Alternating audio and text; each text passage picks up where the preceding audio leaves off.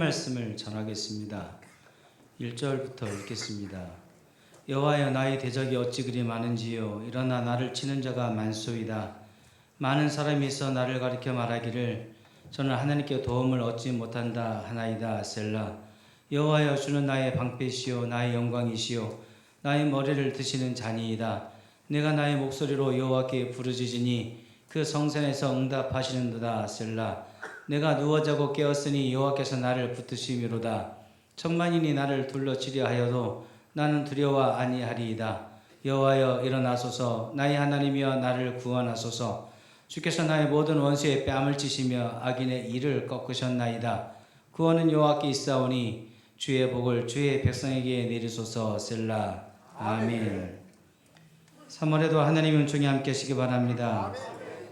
이미 잘 아시는 대로 3.1절 행사가 106주년을 맞이해서 어제부터 오늘까지 전국 각지에서 진행되고 있습니다. 일제강점기를 지내오신 우리 어르신들, 우리 조상들이 얼마나 힘들었을까를, 또 얼마나 절망적이었을까를 생각해 봅니다.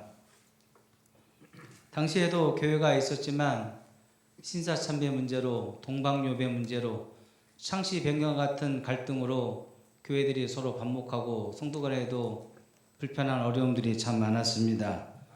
성도로서 신앙을 지키기도 힘들었고 일제 탄압 속에서 교회를 지켜나가는 것도 무척이나 쉬운 일이 아니었습니다. 모든 것이 절망적인 상황이었지만 그 와중에도 교회를 사수하고 신앙을 지킨 위대한 믿음의 선배님들은 별과 같이 빛이 났습니다. 사랑의 원자탄 손양원 목사님, 일사가고 주규철 목사님이 모두 그때 배출되어 주신 분들입니다. 이렇듯 우리 한국교회의 신앙 속에는 고난을 극복하고 절망을 이겨낸 자랑스러운 영적 DNA가 내재되어 있다는 것을 알 수 있습니다. 많은 분들이 살기는 좋아졌는데 살아가기는 힘들어졌다고 말씀들을 하십니다. 교회 생활도 그런 것 같습니다. 예전보다 신앙생활 참 편해졌는데 믿음의 수준은 예전만 못한 것이 사실입니다. 상황이 이렇다 보니 시도 때도 없이 엄습해오는 삶의 무게와 절망의 문제 앞에서 우리 신자들이 속절없이 무너지게 될 때가 너무나 많은 것입니다. 저는 이 문제를 오늘과 다음 주에 걸쳐서 함께 고민해 보고자 합니다. 먼저 오늘 본문 말씀인 시편 3편의 글머리를 보시면 다윗이 그의 아들 압살롬을 피할 때에 지은 시라고 되어 있습니다. 1절을 한번 띄워봐 주십시오. 다윗이 그의 아들 압살롬을 피할 때에 지은 시, 즉 오늘 본문은 다윗의 셋째 아들 압살롬의 반역 사건을 배경으로 하고 있는 것입니다. 이미 아시는 대로 압살롬의 반역 사건은 사무엘하 15장부터 19장까지 기록되어져 있습니다. 그 중에서 사무엘하 15장 12절 말씀을 읽어보겠습니다. 제사 드릴 때 압살롬이 사람을 보내어 다윗의 모사 길로 사람 아히도벨을 그 성읍 길로에 소청하여 온지라. 반역하는 일이 커가매 압살롬에게로 돌아오는 백성이 많아지니라. 백성들의 마음, 즉 민심이 현재 왕인 다윗이 아니라 반역을 꾀하고 있는 셋째 아들 압살롬에게 향하고 있는 것입니다. 백성들의 마음이 있다는 것도 문제였지만 힘이 되어주고 응원도 해줄 만한 사람들까지 떠난다는 것이 문제였습니다. 특히 오랜 버시자 개국공신이었으며 책사의 역할을 담당해 주었던 길로 사람 아히도벨이 배신하고 이탈했다는 것이 다윗에게는 너무나 결정적이었습니다. 사랑하는 아들의 쿠데타도 괴로운데 내 편인 줄 알았던 둘도 없는 친구의 배신은 그렇잖아도 흔들리는 다윗을 무너지게 하는 치명적인 상처가 되었습니다. 이렇게 내 편은 하나도 없고 모두가 남편인 것만 같은 절망적인 상황 속에서 기록한 본문 말씀에 다윗의 그 처절한 심정이 잘 녹아져 있습니다. 1절과 2절을 다시 한번 보겠습니다. 여호와여, 나의 대적이 어찌 그리 많은지요. 일어나 나를 치는 자가 많소이다. 많은 사람이 있어 나를 가리켜 말하기를 저는 하나님께 도움을 얻지 못한다 하나이다. 셀라. 본문 속 다윗의 심경을 한 단어로 요약해 보자면 절망이라고 할 수 있을 것입니다. 지금 그의 상황 속에서 희망이라고는 눈을 씻고 찾아봐도 찾아낼 수가 없는 것입니다. 그의 상황이 얼마나 절망적이었는지를 보여주는 표현이 나오는데 1절에서는 대적들이 많다고 합니다. 그리고 치는 자가 많다고 합니다. 이 친다는 말은 알라이라는 단어인데 화를 내고 분노하고 대들고 대항한다는 뜻입니다. 저들은 모든 게 부정적이고 늘 화가 나 있고 매 순간이 짜증입니다.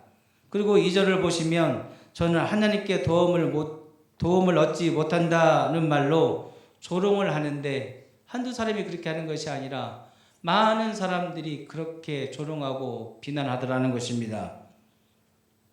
저들은 다윗을 타깃으로 삼았습니다. 다윗을 주목하게 만들었습니다. 그리고는 하는 말이 하나님도 포기한 인생이라고 하는 막말로 흠집을 내고 저주의 말을 했던 것입니다. 이 부분을 원문으로 확인해 봤더니 고의적으로 실세 없이 음해한다라고 나옵니다. 물론 이들이 하는 말이 사실이 아닙니다. 거짓입니다. 하지만 그것을 변명하고 바로 잡을 수 있는 힘이 다윗에게는 없습니다. 문제는 그 거짓된 말에 여러 사람들이 현혹되어서는 내 편 사람들마저 저들에게 동의하고 합세를 하고 있는 것입니다. 이미 아시는 대로 말에는 힘이 있습니다. 하나님께서는 천지를 창조하실 때, 이 우주 만물을 창조하실 때 말씀으로 하셨습니다. 아멘. 예수님께서 오셔서 병자를 고치시고 귀신을 내어주시고 기적을 베푸실 때에도 말씀으로 하셨습니다. 아멘. 그 말로 사람을 살릴 수도 있고 죽일 수도 있는 것입니다. 그런데 말로 거짓 소문을 퍼뜨리고 사람을 상처 주고 흠집 내는 데 사용하는 악한 사람들이 있었다는 것입니다. 어떤 말이든 그 말을 듣는 사람들은 영향을 받게 됩니다. 특히나 나쁜 말은 전염성이 유독 강해서 순식간에 주변을 영적으로 오염시키고 초토화시켜 버립니다. 그래서 마귀가 말 타고 다닌다라고 하는 교회의 격언이 있는 것입니다. 신기한 것은 망가뜨리고 상처 주는 것은 정말 쉬운데 잘못된 것을 바로잡는 것은 그리고 회복시키는 일은 너무나 힘들고 시간도 오래 걸리더라는 것입니다. 다윗은 지금도 이스라엘 사람들에게 좋은 평가를 받는 모세와 함께 존경받는 1, 2위를 다투는 사람입니다. 당시에도 다윗의 리더십은 존중받고 있었고 좋은 리더십이라 평가받고 있었습니다. 하지만 정치적 선동질과 쿠데타를 목적으로 한 여론몰이 앞에서 대중의 지지율은 차갑게 식어가게 되어진 것입니다. 한때 그 누구보다 충성스러웠던 동료와 백성들의 비난과 근거 없는 조롱을 받게 된 다윗의 삶은 말 그대로 지옥이 펼쳐지게 되어집니다.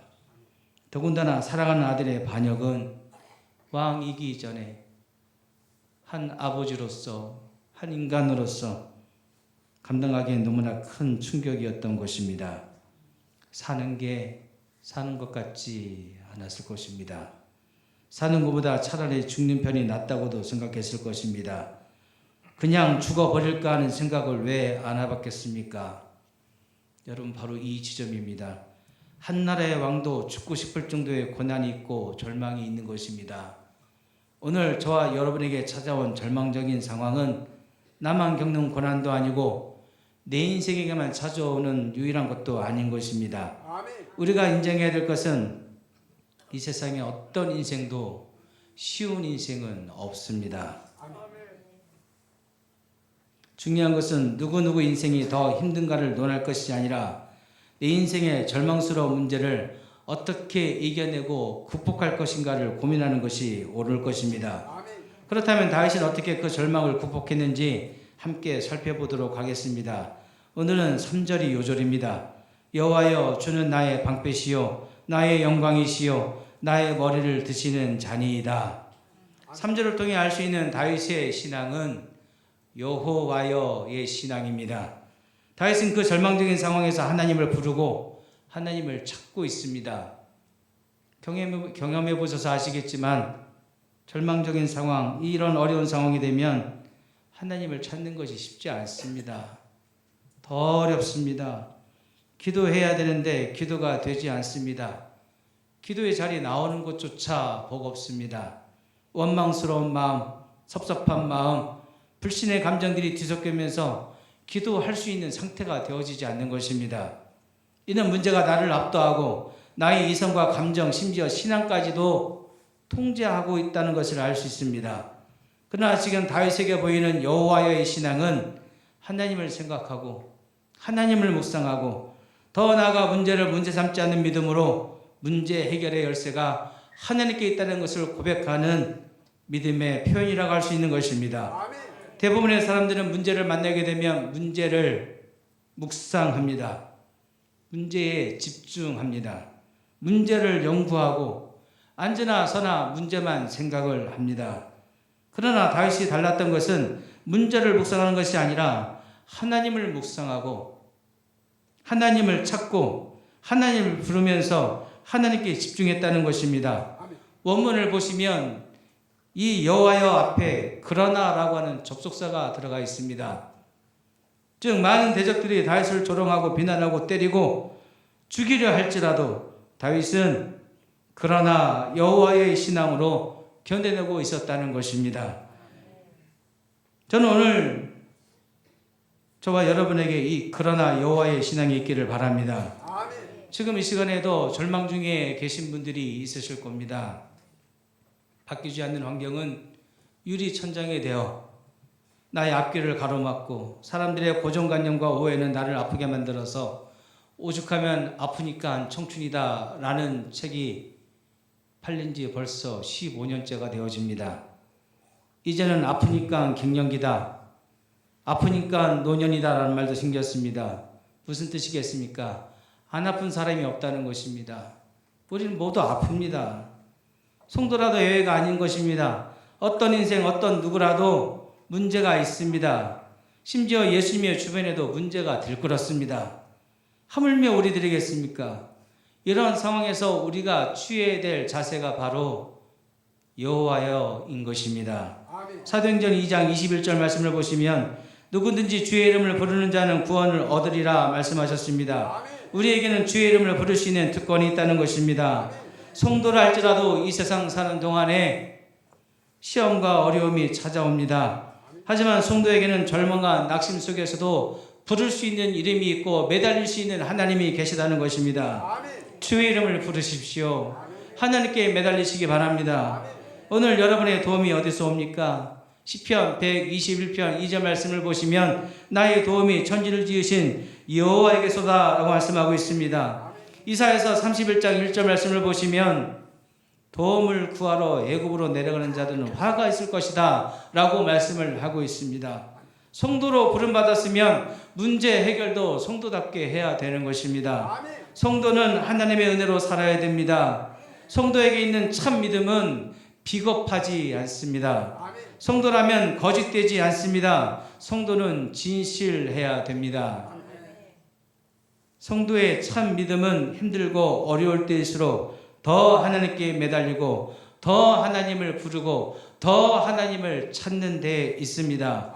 저는 이 자리에 있는 모든 분들의 믿음이 여호와여가 되시길 다시 한번 부탁드립니다.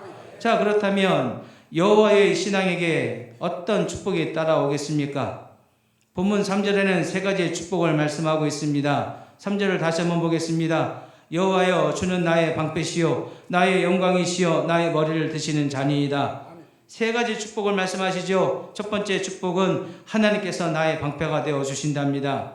요즘 젊은 사람들 표현으로 하나님께서 쉴드를 쳐 주신다는 겁니다. 이 방패가 의미하는 것이 무엇이겠습니까? 지켜주심과 보호하심입니다. 근데 말씀을 잘 보십시오. 하나님께서 우리에게 좋은 방패를 주신다고 말씀하시는 것이 아닙니다. 하나님께서 우리의 방패가 되어 주신답니다. 이것은 전혀 다른 뜻입니다. 방패를 주신다는 것과 방패가 되어 주신다는 것은 전혀 다른 의미입니다. 그렇다면 우리는 그 방패 대신 하나님 뒤에 잘 숨어 있으면 되는 것입니다. 방패 대신 하나님께서 저와 여러분을 보호하시되 머리부터 발끝까지 안전케 해주시는 은혜가 있기를 바랍니다. 여호와의 신앙 축복 두 번째는 하나님께서 나의 영광이 되어 주심입니다. 나를 영광스럽게 해 주신다는 것이 아닙니다. 하나님께서 나의 영광이 되어 주신답니다. 그럼 하나님께서 영광이 되어 주신다는 것은 또 무슨 뜻일까요? 이렇게 생각해 보면 됩니다.